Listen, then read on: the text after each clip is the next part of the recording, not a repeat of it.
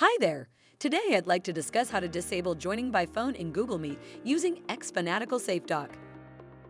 Allowing users to join Google Meet by phone can make attendance tracking difficult, reduce classroom engagement, and increase the risk of unauthorized access. That's where SafeDock comes for the rescue.